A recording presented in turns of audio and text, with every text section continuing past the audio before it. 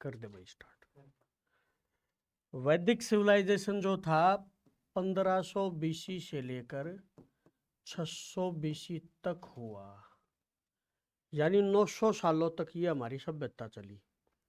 इसके बारे में पहला प्रश्न ये बनता है भाई वैदिक सभ्यता किस प्रकार की सभ्यता थी? ग्रामीण, शहरी या पितृसत्तात्मक समाज था या मातृसत्तात्मक? तो ये एक ग्रामीण सभ्यता थी। जैसे हड़प्पा सभ्यता हमने देखा, हड़प्पा सभ्यता के अंदर क्या था, बड़े बड़े शहर हुआ करते, बहुत बड़े बड़े शहर थे और गलियां एक दूसरे को समकोण पर 90 डिग्री के एंगल पर कट करती थी। यानी जैसे आज वर्तमान समय में हरियाणा का चंडीगढ़ शहर हड़प्पा सभ्यता की तर्ज पर बसाया गया एक शहर है। तो ऐसे वेल प्लान सिटी हुआ करते उनके पास। बट यहाँ पे हम देखेंगे वैदिक जो समाज है वो एक गांव में बसा हुआ समाज है। कच्चे घर हैं इनके पास, गलियां जो हैं कच्ची हैं।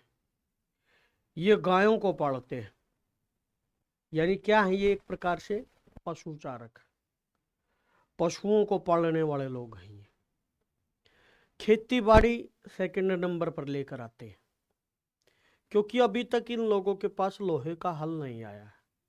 वो 1000 में आ जाएगा ना, 1000 बीसी में। तो स्टार्टिंग में ये पत्थर का हल बना रखा है इन लोगों ने, पत्थर। अब एक बात बताइए, पत्थर का हल तो जमीन को कम गहराई में जोत पाएगा ना। तो किसी भी जमीन को अगर हम कम गहराई में जोतते हैं तो क्या है, फसल जो उपज है वो कम पैदावार की होगी, कम प्राप्त होगी अपने को उपज। तो इसीलिए यहाँ पर ये लोग पशुओं को ज्यादा पालते हैं। तो यहाँ से दो पार्ट बने थे, एक का नाम था ऋग्वैदिक काल। क्या नाम था? ऋग्वैदिक काल, ऋग्वैदिक एज। यानी कौन सा? 1500 बीसी से लेकर 1000 बीसी तक के टाइम को हमने ऋग्वैदिक पार्ट में डिवाइड कर दिया। क्योंकि मेरे बच्चे क्यों बांटना पड़ा, हम 900 सालों को लगातार भी तो पढ़ सकते थे। लेकिन क्या है, उन 500 सालों का समाज कुछ अलग तरह का, आगे वाले जो 400 साल है उनका समाज अलग तरह का है। यानी जो अब 20 साल, वर्तमान 20 साल की जनरेशन है वो अलग प्रकार से है, लेकिन 20 साल से पहले जो जनरेशन थी वो अलग प्रकार की हुआ करती। राइट? तो जब समाज में अंतर आ जाता है तो फिर डिवाइड करना मजबूरी हो जाती है हमारी, उसको बारीकी से समझने के लिए। तो जो ऋग्वैदिक काल की जानकारी है मेरे बच्चे, वो ऋग्वेद देता है। कौन देता है? ऋग्वेद देता है। ऋग्वेद क्या है? ऋग्वेद एक बुक है जो पदात्मक रूप से लिखी गई है, जो पद रूप में लिखी गई है, जो मंत्रों में लिखी गई है। टोटल 10,580 मंत्र बताए थे मैंने, जो कि 33 देवी देवताओं के लिए लिखे गए हैं। ऋग्वेद के 3 पार्ट हैं, शाक्ल, बालखिल्य और वास्कल। लेकिन अपने पास वर्तमान समय में 2 ही पार्ट उपलब्ध है। अब ऋग्वेद जो बुक है उसका जो टीचर है उसको होत्री बोलते हैं। क्या बोलते हैं? होत्री। भाई ऋग्वेद को पढ़ाने वाले को क्या कहा जाता है? होत्री। हर सब्जेक्ट का टीचर है, जैसे वर्तमान में मैथ वाला टीचर है भाई, हिस्ट्री वाला टीचर है, इंग्लिश वाला, तो ऐसे सब्जेक्ट वाइज ही टीचर हुआ करते। राइट? यहां तक मैं बता चुका आपको। ऋग्वेद के अंदर टोटल 10 मंडल हैं। कितने मंडल हैं? 10। यानी ऋग्वेद के जो चैप्टर है उनको मंडल कहते हैं। और कितने मंडल? 10 मंडल। 10वां मंडल लास्ट क्लास में मैंने कराया है आपको। अब वहां से आगे शुरुआत करते हैं। फिर हमने ऋग्वैदिक काल में भाई सामाजिक जीवन देखा था ना, सामाजिक जीवन। सामाजिक जीवन देखा, राजनीतिक जीवन देखा, भाई राजा कैसा था, सेना रखता या नहीं रखता, उसकी राजकाज को चलाने के लिए कितने प्रकार की ब्रांच है, कितनी संस्थाएं, भाई सभा थी, समिति थी और विदत थी। क्या थी? विदत थी। तो राजनीतिक जीवन देखा, सामाजिक जीवन देखा, फिर आर्थिक जीवन पढ़ा था हमने लास्ट क्लास में। भाई आर्थिक जीवन में होता है कि अर्थव्यवस्था का मुख्य आधार क्या था? जो पशुपालन है अर्थव्यवस्था का, और पशुओं में ज्यादातर किसको पाल रहे हैं भाई? गाय को पाल रहे हैं। राइट?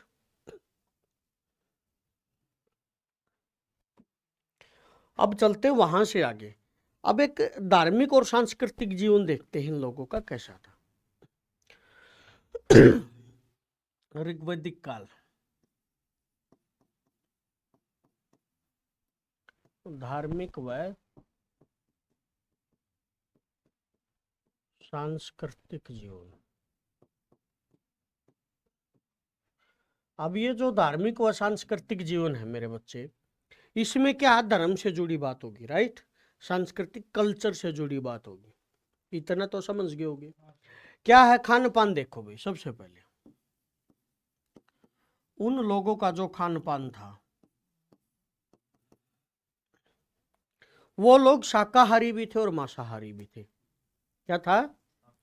शाकाहारी भी थे और मांसाहारी भी थे।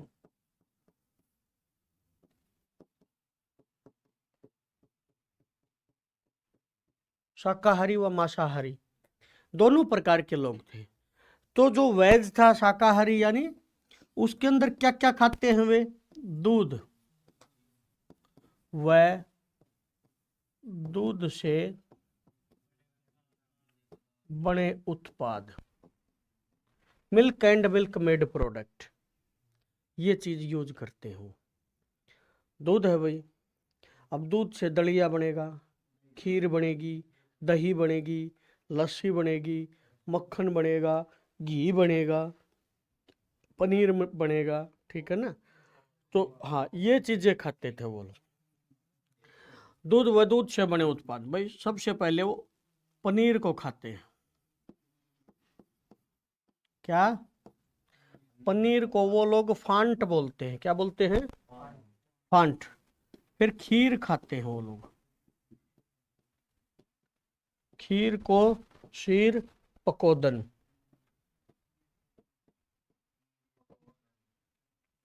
उसके बाद भाई दलिया,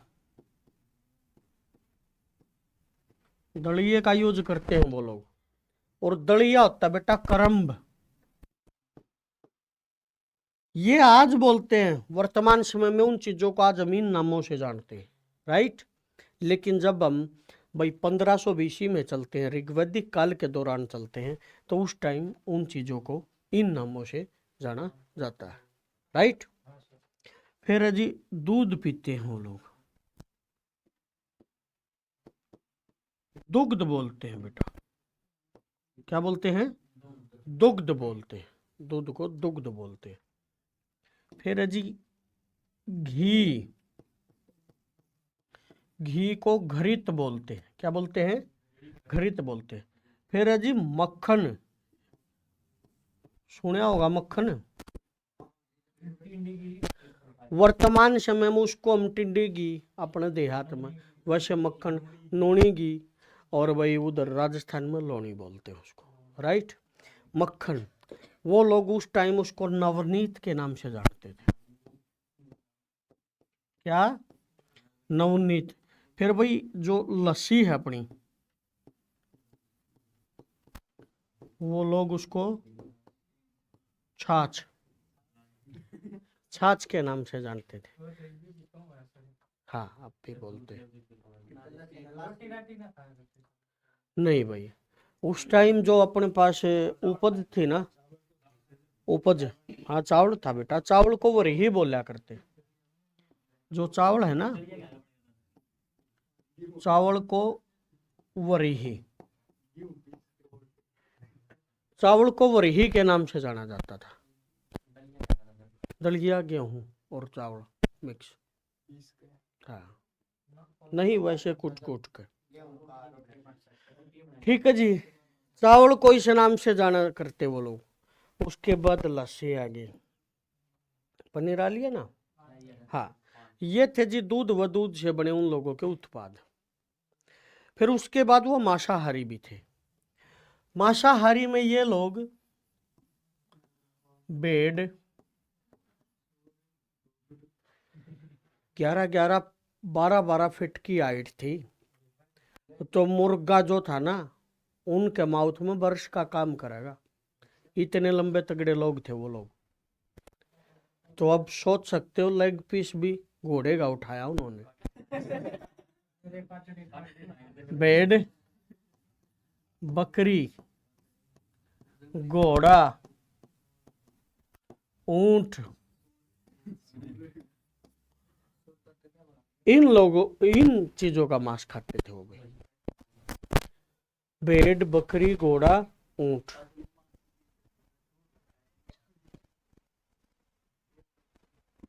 ठीक है। उसके बाद भाई ये था खान पान। अब देखते हैं आभूषण। क्या? ज्वेलरी। चलें आगे। यहां तक कोई डाउट किसी को भाई? इधर गुड़िया।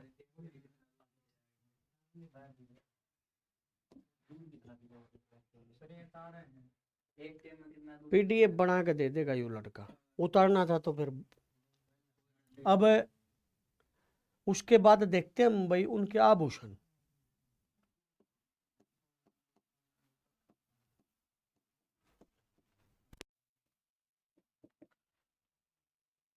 ये लोग भाई आभूषणों में सोना,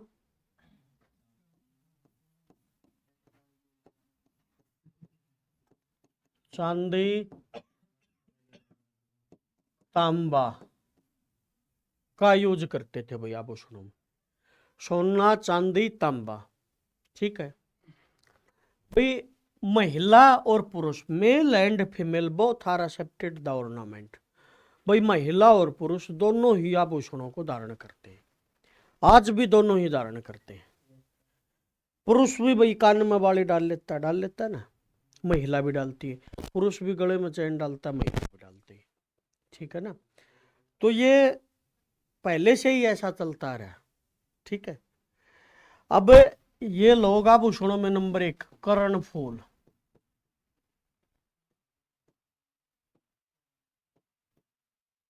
कर्णफूल। नंबर 2 खादी। नंबर 3 रुकम। नंबर 4 भाई निष्क।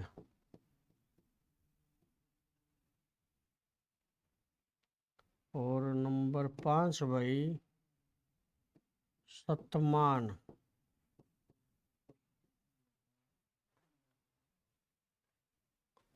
रुकम। देखो भाई कर्णफूल होता है कानों में धारण किया जाने वाला आभूषण। झुमका, बाड़ी, ये जो कानों के अंदर हम आभूषण धारण करते उसको बोलते कर्णफूल।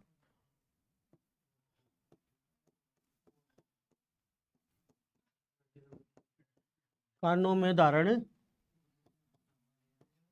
साइलेंट भाई किया जाने वाला। खादी अंगूठी को कहा जाता है। किसको कहा जाता है? अंगूठी को। जो हम वर्तमान समय में उंगली के अंदर आभूषण धारण करते हैं उसको हम अंगूठी बोलते हैं वर्तमान समय में। एट दैट टाइम, उस टाइम हम उसको खादी कहते थे। क्या कहते थे? खादी। अंगूठी भाई। रुकुम होता भाई गले का हार। गले के अंदर धारण किया जाने वाला मोटा आभूषण। आप वर्तमान समय में उसको कंठी कह दो या फिर वो क्या बोलते हैं नेकलेस बोल दो। ठीक है ना। सरी रुकम था वो एट दैट टाइम।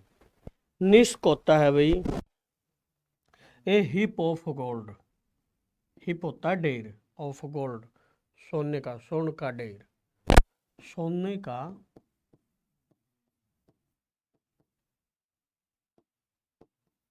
मोटा आभूषण जो गले में पहना जाए।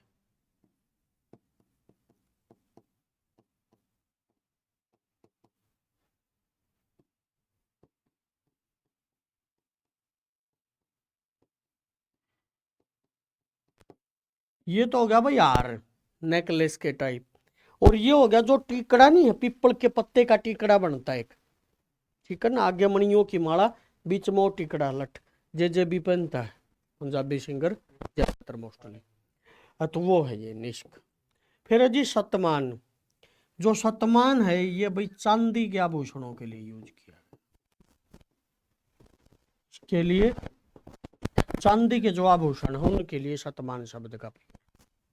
चांदी वाला माप का भाई हाथ फूल आ गया जो हाथों के ऊपर धारण किया गया। ठीक है। ये उन लोगों के आभूषण थे। महिला और पुरुष दोनों ही धारण करते हैं। उतार लो इसको, उतारना है तो, नहीं तो फिर आगे बढ़ूंगा।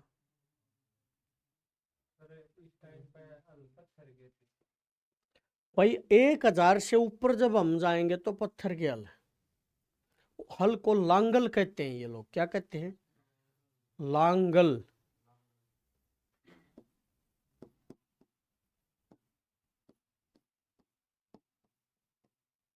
हल, हल के द्वारा खींची गई जो रेखा है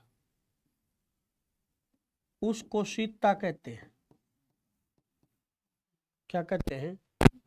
इसलिए राजा जनक ने उस लड़की का नाम सीता रखा था, क्योंकि वो हल चला रहा था, और जब हल चला रहा था तो हल का जो आगे वाला फाल है वो उस मटकी को टच किया, लग गया। फाल बोलते हैं ये लोग, हम कहते वो फाड़ा। तो हल के द्वारा खींची गई रेखा क्या कहलाती है? सीता कहलाती है। और भाई लांगल किसके लिए प्रयुक्त शब्द है? हल के लिए प्रयुक्त शब्द। 1000 में फिर लोहे का हल आ गया। देखो कल्पना कीजिए कैसे समाज चेंज हुआ। अभी तक जो राजा है यहाँ पे, कौन से टाइम की बात कर रहे हैं हम? ऋग्वैदिक एज की बात कर रहे हैं, यानी ऊपर वाले जो 500 साल है, इन 500 सालों में जो राजा है वो क्या करता है? अपने कबीले के लोगों की रक्षा कर रहा है, और पशुधन का स्वामी है, पशुओं की रक्षा कर रहा है। भाई रात को कोई चुरा ना ले जाए, उसको जमीन से कोई लेना देना, जमीन के ऊपर उसकी नजर नहीं है कि ये मेरी जमीन है, नहीं। लेकिन जब 1000 में लोहे की खोज हो जाएगी तो लोहे को पीट पीट कर हथियार बनाया, कुल्हाड़ी बनाई, कुल्हाड़ी से ये जंगल है इनका सफाया किया, मैदान हो गया। फिर उस लोहे से हल बनाया, और बैल इनके पास पहले से हैं, उन बैलों से उस लोहे के हल को जोता गया, तो उपज ज्यादा मिली। और जब उपज ज्यादा मिली तो तब उस राजा के माइंड में ये लालच आया, भाई अगर इन 50 एकड़ में इतनी उपज पैदा हुई है तो क्यों ना जमीन और हो मेरे पास। जब लोहे, आवश्यकता आविष्कार की जननी है, जब लोहे का हल आया तो वो भूमि का स्वामी बना। उससे पहले हथियार भी ना थे सर? थे हथियार, पत्थर के थे। रामायण में सारे हथियार पत्थर के थे सर। क्या रामायण? रामायण भाई इनसे पहले की घटना है, लेकिन एक युग के बाद आप बोलते हो ना वो प्रलय भी आता है। रामायण और महाभारत, रामायण जो घटना हो त्रेता युग की घटना है, और जो महाभारत घटना है बेटा वो द्वापर युग की घटना। त्रेता में तो थी फिर सीता तो सर। क्या? सीता तो सीता तो नाम रखा ना, लेकिन जब रामायण में ये पता चला भाई हल के द्वारा जो खींची गई रेखा, वो आज भी हम, एक छोटी सी बात है, आज भी हम उसको छाछ बोलते हैं, और 3500 साल पहले भी छाछ बोलते थे। तो शब्द है, एक आध शब्द ज्यों का तो रहता है, बल्कि ज्यादातर ऐसे शब्द जो चेंज होते हैं समय के साथ साथ, लेकिन एक आध शब्द ऐसा होता है ज्यों का तो रह जाता है। आई बात समझ में? कहां थे बेटा हमें? क्या बता रहा था मैं? पॉइंट अपना क्या था? हाँ, जो राजा है उसके पास कोई सेना नहीं है उस टाइम। वो क्या करता है? आवाज मार देता है, हाँ भाई आज जैसे ये सामने कबीला है दूसरा, मान लो भरत कबीला है, अपना ये तुर्वस कबीला है या अनु कबीला है, ठीक है ना, तो भाई आज हमने उस कबीले के ऊपर अटैक करना है, तो वो आवाज लगा देता था। भाई गांव का जो मुखिया है उसको ग्रामणी बोलते हैं, नोट कराया था लास्ट क्लास में, ग्रामणी, गांव का मुखिया सरपंच, उसका आवाज मार देता भाई आज 20 लड़कों की आवश्यकता पड़ेगी। तो वो 20 लड़के जो भी उनके एट दैट टाइम हथियार थे, उस टाइम जो भी हथियार थे वो लेकर, और वो जो सरदार है कबीले का राजा, उसके पास पहुंच जाया करते। रात को फिर वो लोग अटैक करते, वहां से क्या करते? गायों को चुरा कर लाते थे, चोरी करते थे गायों की, क्योंकि असली धन गाय थी उस टाइम। राइट, चलें जी आगे। ये है भाई आभूषण हो गया, खान पान हो गया, ठीक है। अब बात करते हैं हम लोग, उस टाइम यज्ञ होते थे। क्या होते थे? यज्ञ।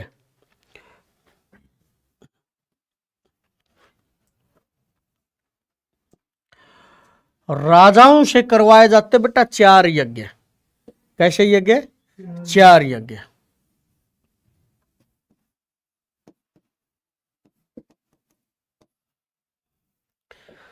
नंबर 1 भाई अश्वमेध यज्ञ, सभी ने सुना होगा इसका नाम।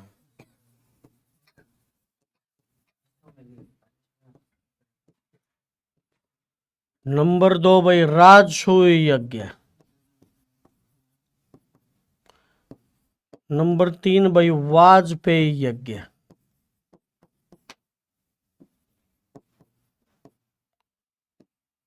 नंबर 4 भाई अग्निष्टोम यज्ञ।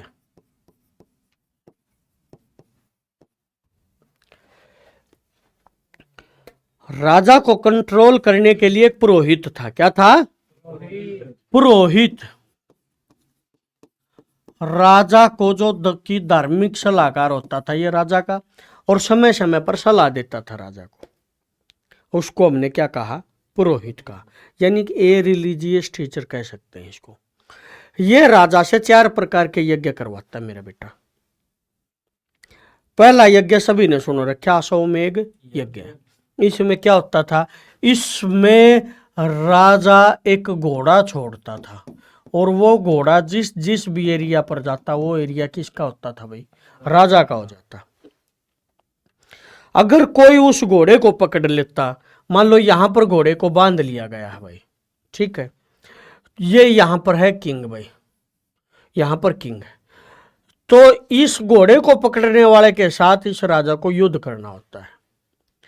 अगर ये राजा को हरा देता है तो राजा फिर ये बन जाएगा, यानी एक प्रकार से ओपन चैलेंज था भाई, कोई भी आओ भाई। अगर ये राजा यहां पर जीत जाता है तो फिर घोड़ा आगे जाता है और इसका एरिया इसका हो जाता है। समझे मेरी बात? समझे या नहीं समझे? श्री रामचंद्र जी ने भी घोड़ा छोड़ा, लेकिन उसी के बेटों ने पकड़ लिया लवकुश ने। फिर जब युद्ध होने लगा तो जो पुरोहित थे, पुरोहित ने बताया कि राजन ये तो आपके ही पुत्र हैं, राइट। उसके बाद पतंजलि ऋषि हुए हमारे देश में। क्या हुए? मौर्यों के बाद मौर्यों का राजा था बृहदरथ। क्या था? अंतिम जो राजा था बृहदरथ, 185 बीसी में। और तब उसके यहां पर एक पंडित जी था, एक ब्राह्मण देव था सेनापति, उसका नाम था पुष्यमित्र शुंग। और उस पुष्यमित्र शुंग ने उस राजा को कत्ल किया था, राजा को मार डाला था सभी के सामने, सेना के सामने, और फिर खुद बन गया था बेटा, क्या? राजा बन गया था। नहीं, उसका भी एक रीजन था, जब टॉपिक आएगा तब समझाऊंगा। अगर अभी पूछना चाहते हो तो अभी बताओ। देखो फिर क्या था, जब वैसे तो हम टॉपिक से आगे जा रहे हैं, लेकिन क्या है, जो मौर्यों का राज था, मौर्य, उनमें जो तीसरे नंबर का किंग आया उसका नाम था अशोक, जिसको दुनिया चक्रवर्ती सम्राट अशोक मौर्य के नाम से जानती है। और अशोक ने एक ही चोट ऐसी मारी थी दुनिया को 261 में, 261 261 बीसी में एक ही चोट ऐसी मारी, यानी कलिंग युद्ध किया। उस एक युद्ध के कारण उसका भाई ऐसा नाम हो गया कि लोग उससे डरने लगे, थर थर कांपने लगे, भयभीत हो गए, और उसको बोलने लगे चंड अशोक। भाई ये तो चंड है, बच के रहना। अपने देहात में हरियाणा में गांव में नहीं कह देते भाई कुछ छिट्टर है इससे बच कर रही हो, चंडाल है, कह देते हैं ना। तो ऐसे ही ये चंड अशोक बन गया, लोग उससे दूर हटने लगे। 261 में जब बहुत सारे लोग मारे गए तो वो अशोक कहता है कि आज के बाद मैं युद्ध नहीं करूंगा। उसका भी एक कारण था, ये जो युद्ध कलिंग बेटा किसको कहा जाता था? उड़ीसा को कहा जाता था। और उड़ीसा में राजकुमारी जो थी, उस राजकुमारी के लिए अशोक ने ये युद्ध किया था भाई, राइट। तो जब वो उसकी प्रेमिका थी, तक्षशिला में दोनों की मुलाकात हुई थी, तक्षशिला यूनिवर्सिटी होती थी, अशोक वहां पर क्या करने गया हुआ था भाई? अशोक वहां ग्रह युद्ध छिड़ा हुआ था, उसको दबाने के लिए गया हुआ था। तब वहां पर वो राजकुमारी मिली थी उसको। और कलिंग इनका दुश्मन देश हुआ करता, क्योंकि इसके पिता के टाइम पर सारे अखंड भारत में, जैसे पूरा जो अखंड भारत था उसमें से कलिंग टूटकर अलग हो गया था। कलिंग ने बगावत कर दी थी। तो फिर दुश्मन देश का रिश्ता दुश्मन देश कैसे स्वीकार करेगा? अशोक का भेजा है रिश्ता उन लोगों ने स्वीकार नहीं किया, तो मजबूरन फिर अशोक ने युद्ध करना पड़ा था। और उस युद्ध में 1.5 लाख लोग मारे गए और इतने ही बंदी बनाए गए थे। तो तब वो जो राजकुमारी थी भाई, वो भी युद्ध भूमि का दौरा करने जाते। क्या युद्ध समाप्त होने के बाद उस टाइम के राजा राजकुमार युद्ध भूमि में जाते थे देखने के लिए कि कितना किसका नुकसान हुआ। तो अशोक भी गया, और जब अशोक गया तो वहां पर बहुत सारी महिलाएं आई हुई थी। उन महिलाओं ने क्या किया, चूड़ी निकाल के अपने हाथों के कंगन निकाल कर अशोक के ऊपर फेंक के मारे कि भाई क्यों, कोई तो अपने भाई की डेड बॉडी लेने के लिए आई हुई थी, कोई अपने पिता को, कोई अपने पति को, कोई अपने पुत्र को, सभी ने कुछ न कुछ खो रखा था वहां पर। और वो रोती विलाप कर रही थी, और अशोक से उनका यह हाल नहीं देखा गया। उधर से दौड़ी दौड़ी वो भी राजकुमारी आई। तो जब राजकुमारी आई, राजकुमारी ने भी यह हाल देखा, तो वो भी फूट फूट कर रोने लगी। तब अशोक वहां पर गिर जाता भाई ऐसे पैरों के बल, और वो भी फूट फूट कर रोने लगता है। उस दिन उसने उन अस्त्रों शस्त्रों का त्याग किया था। वो युद्ध नीति का त्याग करके धर्म की नीति का पालन करने का आदेश देता है। धर्म को उस टाइम धम्म बोला जाता है, क्योंकि पाली भाषा थी। तो धम्म नीति का अनुसरण किया उसने। धर्म को क्या बोला गया? धम्म बोला गया। और जब धर्म की नीति का पालन किया, तो इसके आने वाले जो राजा थे, इसकी जो संतानें थी, इसके बाद के जो राजा थे, सभी ने ये बोला, क्योंकि अशोक का नाम हो गया उस टाइम। अब परिवार में जिसका नाम होगा तो वो परिवार उसी के नाम से जाना जाएगा। फिर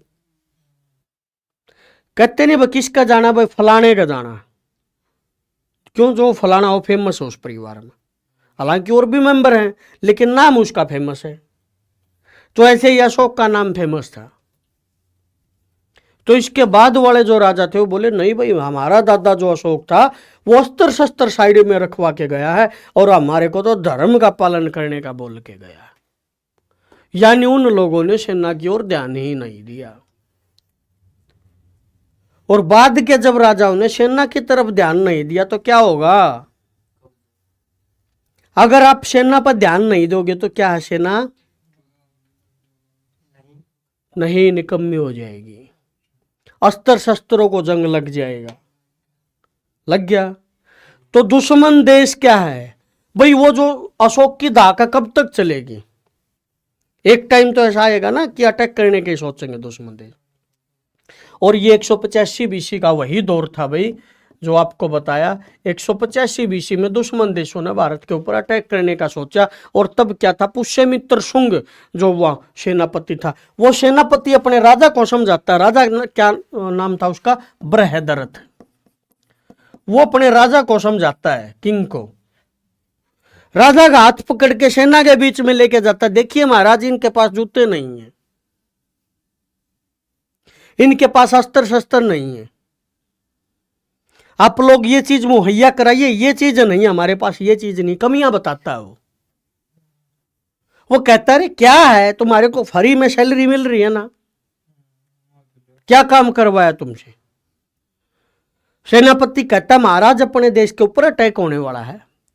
वो कहता है नहीं, आने दे उनको, जब आएंगे देख लेंगे।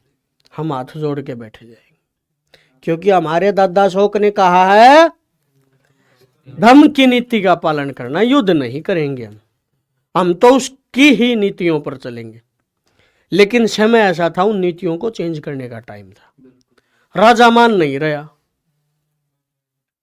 तो दिमाग खराब होया किसका? पुष्यमित्र शुंग का। उसने क्या किया, निकाल ली तलवार और गर्दन कलम सेना के सामने। सेना बोली ये क्या किया, बैठ जाओ, शांत हो जाओ, सारी चीज दे दूंगा तुमको। जो सेना थी शांत। उसी टाइम पुष्यमित्र शुंग जिंदाबाद, पुष्यमित्र शुंग जिंदाबाद। उसका बेटा था अग्निमित्र। बोले अपने पुत्र को कि बेटा ऐसा है, तू एमपी जाके संभाल, क्योंकि एमपी से आए थे। एक राजधानी वहां बना ले, एक ये पाटलिपुत्र है। अब इस परिवार से, किसके परिवार से? मौर्य परिवार से कोई मेरी बगावत करेगा तो मैं तुरंत सेना को लेकर अपनी उस राजधानी में आ जाऊंगा। राइट? अगर किसी ने बगावत नहीं की और मेरा राज्य जो सिंहासन मेरा, अगर ये राजपाट स्वीकार कर लिया मेरे अंडर काम करना, तो दुश्मन देश जब आएंगे उनको हम देखेंगे। फिर आए, कौन आए? दुश्मन देश। यानी सेल्यूकस निकेटर के वंशज आए थे जिनको चंद्रगुप्त मौर्य ने हराया था।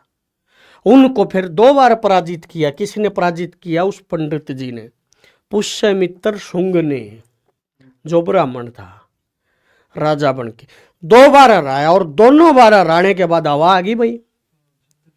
फिर क्या किया? अश्वमेघ यज्ञ करवाया।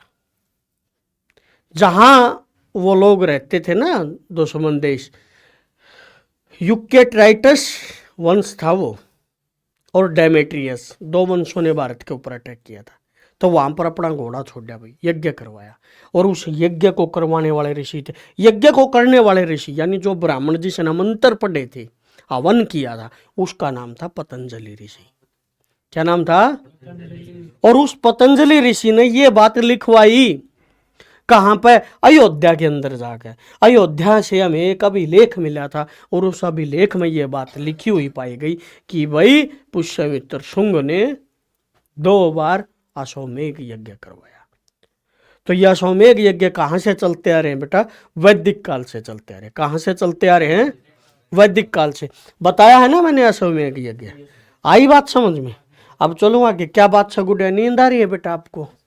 है नींद आ रही है तो पानी पी लो, तबीयत डाउन है। हाँ भाई, और तो मतलब बोर तो नहीं हो रहे ना? सिंपल सी बात है, ये बात समझा दियो बार बार। बोर तो नहीं हो रहे? ये दोनों बच्चियां बोर तो नहीं बेटा? बता देना भाई। हाँ जी, आप लोग कोई नहीं, चले भाई। उसके बाद है जी राजसूय यज्ञ। क्या है? राजसूय यज्ञ। इसमें क्या है? राजा को मुकुट पहनाते समय वैदिक मंत्र गाए जाते थे। 17 नदियों का जलाभिषेक होता। लाइट गई। 17 नदियों के जल का अभिषेक होता। भाई जैसे आज के टाइम पंडित कह देता भाई ये तो मूलों में पैदा होया, मूल नक्षत्र में पैदा होया है, और इसके मूल निकलवाने के लिए ऐसा करो भाई 27 नलों का पानी चाहिए, 27 गांव की कंकर चाहिए, मिट्टी चाहिए।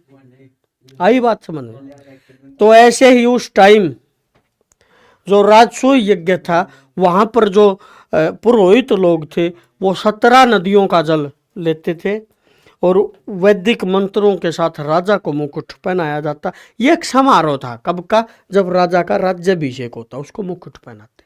वो था राजसूय यज्ञ। फिर था बेटा वाजपेयी यज्ञ। प्रश्न बनता है यहां से। भाई प्रश्न कहां से बनता है? वाजपेयी यज्ञ से पूछा जाएगा। वाजपेयी यज्ञ यानी वैदिक काल का ओलंपिक किसे कहा जाता है? क्या पूछेगा? वैदिक काल का ओलंपिक किसे कहा जाता है? ये था वो ओलंपिक। क्या था? इसमें रथों की दौड़ होती है मेरे बच्चे।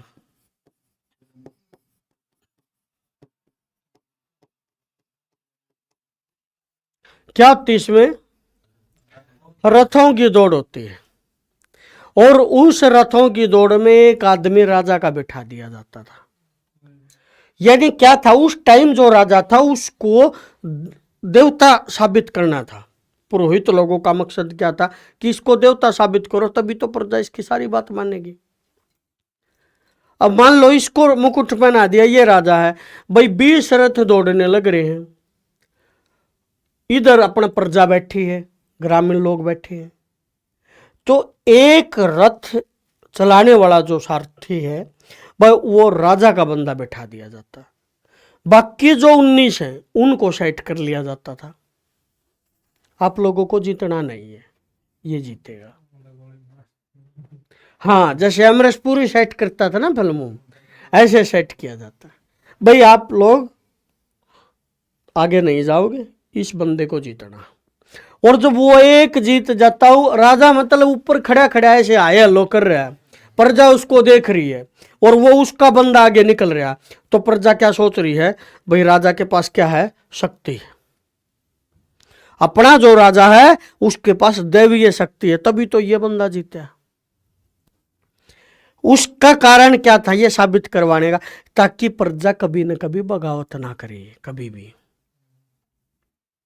राजा जो कहे प्रजा सारी बात माने। इतना मेरा नहीं पटेगा। क्या है, जो शिक्षा है सबसे उत्तम हथियार है। अगर आप लोग समाज को शिक्षा से दूर कर दोगे तो जो बुद्धि अपने आप मंद हो जाएगी। उस टाइम शिक्षा पर तो अधिकार खाली ब्राह्मणों का है, और समाज का एक वर्ग तो ऐसा है, कौन सा, शूद्र वर्ग, जिसको शिक्षा दी नहीं जाती।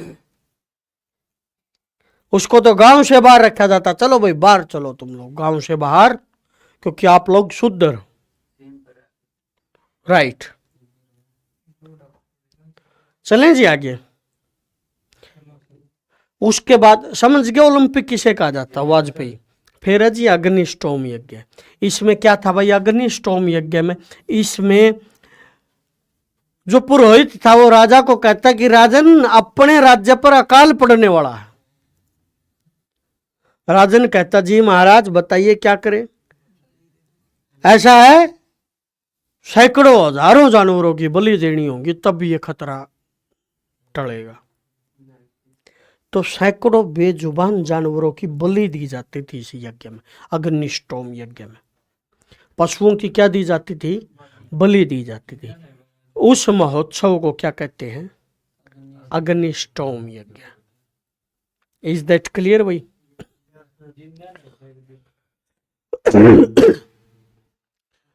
जिंदे को फेंकने का मतलब नहीं है कि उस पशु को काट कर वो बलि चढ़ाना, उस महोत्सव को कहते हैं अग्निस्टोम यज्ञ। चलें जी आगे।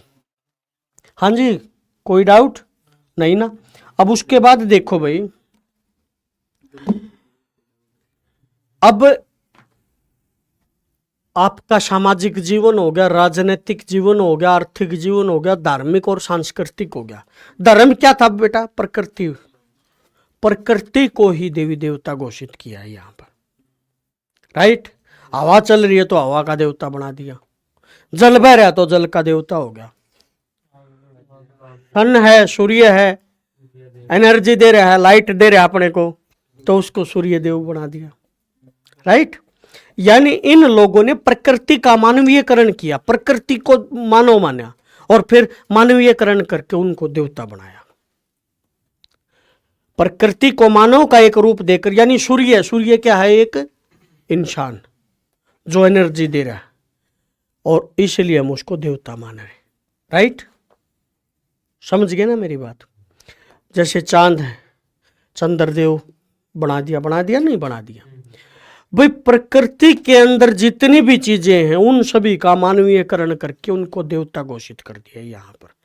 यानी ये प्रकृति धर्म को मानते हैं, और उसको फिर हमने क्या नाम दिया, वैदिक धर्म नाम दिया। क्लियर? सबसे ज्यादा श्लोक ऋग्वेद में दिए गए किसके लिए, इंद्र के लिए दिए गए। अच्छा, कितने श्लोक दिए गए हैं इंद्र के लिए? हाँ जी बताओ जी, आप लास्ट क्लास में मौजूद थे ना? लास्ट क्लास में कौन सा आ रहा था भाई?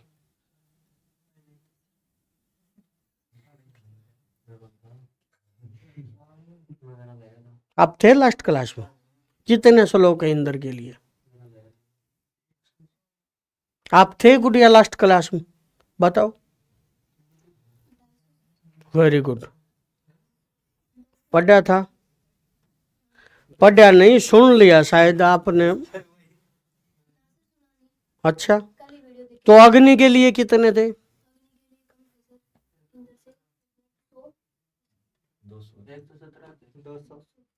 200 श्लोक थे बेटा। कितने थे? 200 श्लोक थे अग्नि के लिए। चले भाई, उसके बाद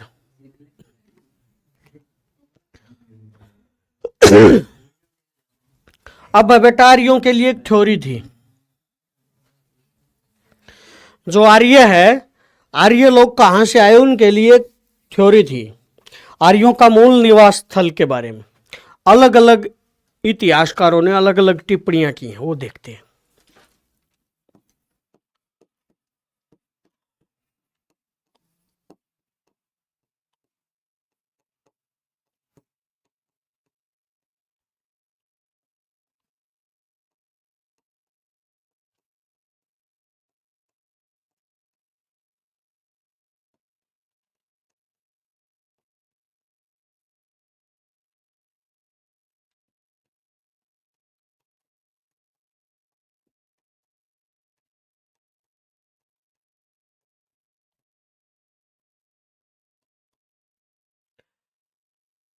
आर्यों के मूल निवास स्थल को लेकर विभिन्न विद्वानों के विचार भाई।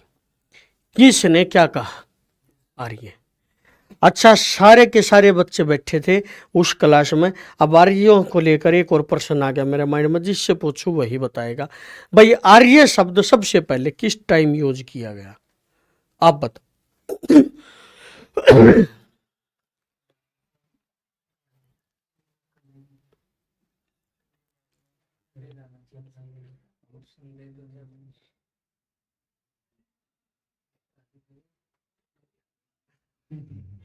किसी को भी याद नहीं सारी क्लास। बताओ क्या? वेरी गुड, इसका मतलब पढ़ा था आपने। एक जर्मन के विद्वान मैक्स मूलर, जिन्होंने आर्य शब्द को प्रथम बार प्रयोग किया, और कब किया? 1853, 1853 में। और उसने बताया कि आर्य जो शब्द है वो ऋग्वेद में कितनी बार प्रयोग हुआ है? 36 बार। कितनी बार? 36 टाइम्स, राइट भाई। उसके बाद चलेंगे भाई, यहां पर अपने टॉपिक पर आते हैं मूल निवास स्थान को लेकर। पहला भाई बाल गंगाधर तिलक।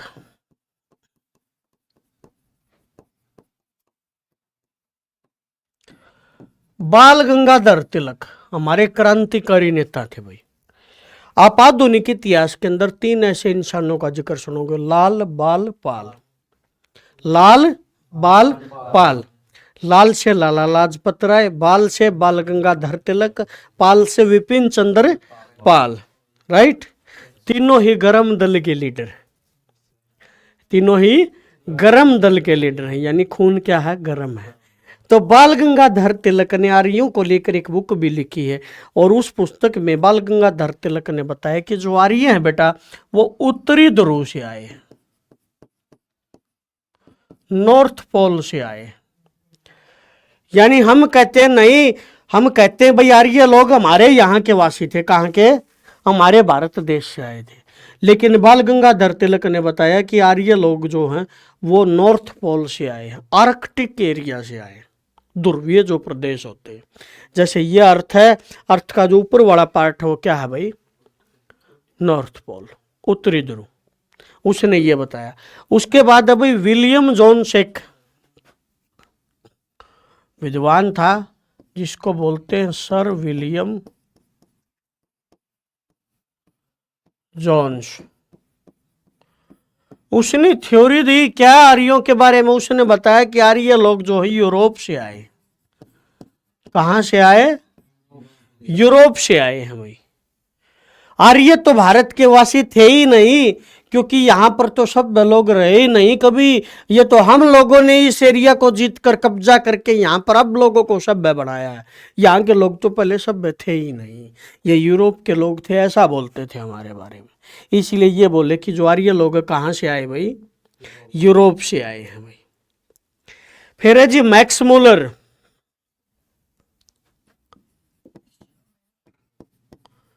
मैक्स मूलर एक विद्वान है, हिस्टोरियन हुए, इतिहासकार हुए। वो बोले क्या? बोले कि जो आर्य लोग हैं वो मध्य एशिया से आए भाई।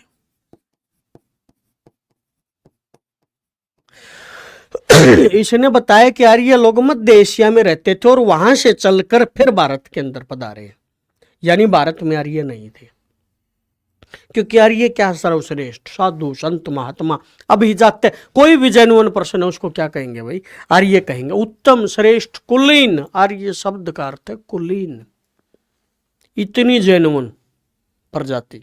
अब कोई भी जेनुइन है तो उसको सभी देश अपना अपना बताने में पीछे नहीं हटेंगे। कोई कहेंगे नहीं भाई यार ये तो हमारे लोग थे, राइट। इसीलिए ये मैक्स मुलर कहता है कि यार ये मध्य एशिया से आए हैं, और उस मध्य एशिया के अंदर जिस एरिया का इसने नाम बताया उसको बोलते हैं बैक्टीरिया प्रदेश। कहाँ से आए? बैक्टीरिया से आए भाई, ये बोला मैक्स मुलर ने। उसके बाद हमारे यहाँ पर एक और संत महात्मा हुए, उनका नाम था स्वामी दयानंद सरस्वती। क्या नाम था? दयानंद सरस्वती। स्वामी दयानंद सरस्वती ने बताया भाई ये तिब्बत के पठार से आए, तिब्बत से आए हुए लोग थे ये, तिब्बत, राइट। ये बताया जी स्वामी दयानंद सरस्वती ने भाई। उसके बाद है एक डॉक्टर अविनाश चंद्र।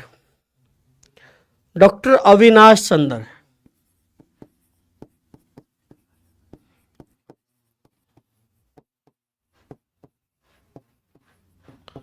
इसने बताया कि जो आर्य लोग हैं सप्त सिंधु प्रदेश से आए।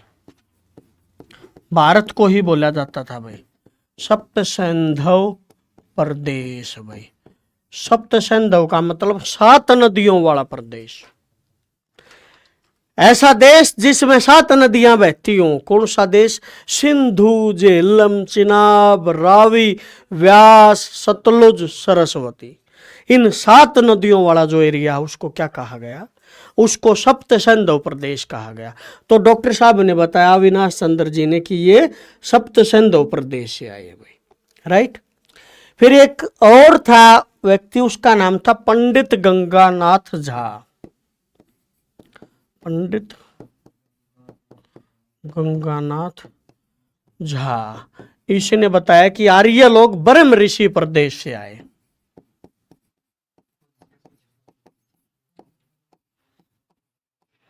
ब्रह्म ऋषि प्रदेश किसको कहा जाता था?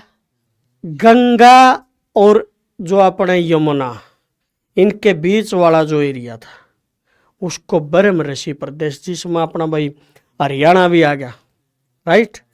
ये NH जो है अपना 44 जिसको बोलते हैं, यानी कुरुक्षेत्र से लेकर और यहाँ जमुना तक का एरिया, ये ब्रह्म ऋषि प्रदेश था। इन्होंने बताया कि ये लोग यहां से आए। ठीक है जी, चलें अब आगे। उसके बाद है भाई जो आपका ऋग्वैदिक काल है वो मैंने आपको कंप्लीट कराया है। अब हम उत्तर वैदिक काल की ओर बढ़ते हैं। एक बार चेंज कर भाई, अपने यहीं के वासी थे भाई।